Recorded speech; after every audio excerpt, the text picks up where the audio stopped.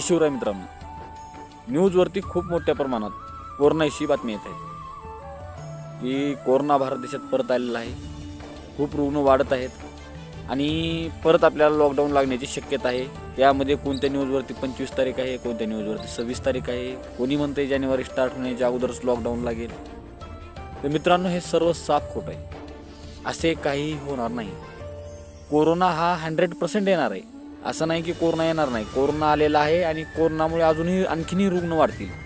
पण ते रुग्ण कसं वाढतील? काही गावापुरतं, काही जिल्ह्यापुरतं म्हणा, या तुरळक भागापुरतं. आणि जेवढ्या भागामध्ये कोरोनाचे रुग्ण आढळले आहेत तेवढ्याच भागामध्ये लॉकडाऊन लागणार आहे. इतरत्र कुठेही लॉकडाऊन लागणार नाही.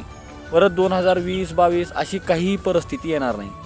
कोरोना येणार आहे, रुग्ण पण वाढणार आहेत, पण तेवढे नाही जेवढे 2020, 21, 22 मध्ये आपल्याला पाहण्यामध्ये आले.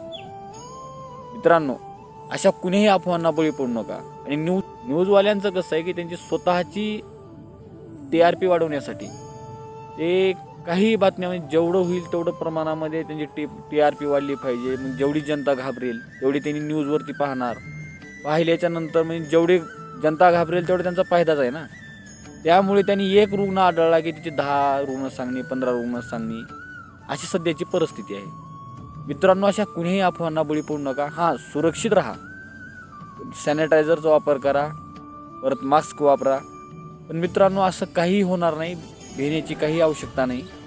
कसं आहे, गेल्या लॉकडाऊनमध्ये कोरोनामुळे बऱ्याच युवकांची नोकरी गेली. ते परत अशी सिच्युएशन येईल म्हणजे एक भीतीदायक वातावरण निर्माण करण्याची सध्या एक ट्रेंड बनला आहे. जेवढी भीती निर्माण होईल तेवढी व्ह्यूज मिळतील, तेवढी TRP वाढेल. त्यामुळे मित्रांनो, भिवू नका. हा, कोरोना येणार आहे त्यात काही शंका नाही, पण तेवढाही येणार नाही जेवढा आपल्याला भीती दाखवत आहेत.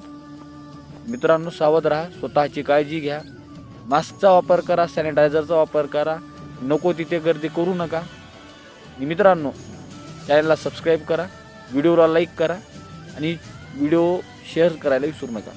परत भेटू अशाच व्हिडिओमध्ये. धन्यवाद.